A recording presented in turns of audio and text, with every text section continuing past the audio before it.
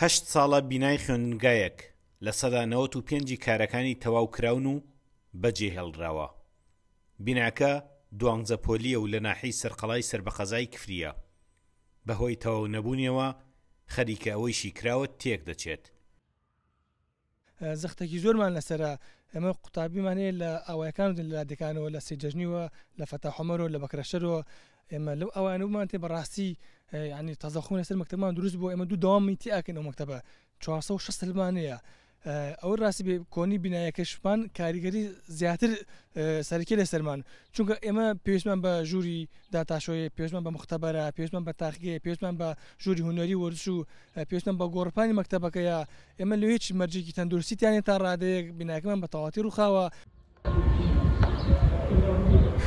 بیناکە بۆ خوێندنگایەکی بنەڕەتی ناحیەکەیە کە لە ئێستادا پێویستیانە. زیاتر لە 400 خوێندکاری هەیە و لە ناو بینایەکی داڕووخاوی مەترسیدار و ناپەروەردەیدان. کۆنی بیناکە و شوێنە نەگونجاوەکەی وای کردووە نەتوانین ئەو پلانەی کە هەمانە بیگەینینەتە لە بەباشی.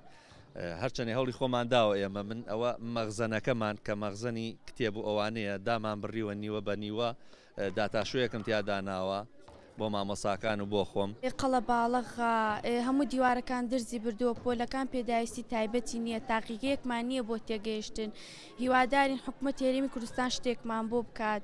ئیتر ئێمە مەجبورین بین لەبەروی خوێندنەکەمان تاواکەین بە سەرکەوتووی و تێبگەین لە مامۆستاکان.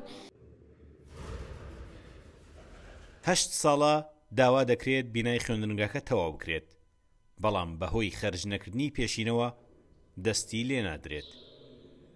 داواکەین کە حکوومەت بە زووترین کات ئەو بڕەپارەکەمەی کەماوە بۆ بەڵندەرەکە خەرچی بکات بۆی قوتابخانەش تەواو بێ و قوتابیان و خوێندکارانی ئەو سنوورەش سوودمەند بن و بەڕاستی قوتابیان و خوێندکارانی ئەوەی کە ئەو قوتابخانەیان بۆ ئامادەکراوە لە بینایەکی زۆر کۆن و نەشیاوە ئەم 7 ساڵە ژیانی پرۆسی پەروەردەیان بەسەر بردووە.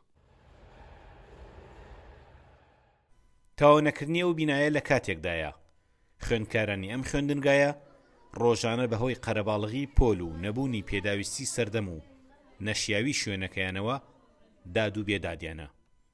سامان کەریم کورد چاد نیوز کفری.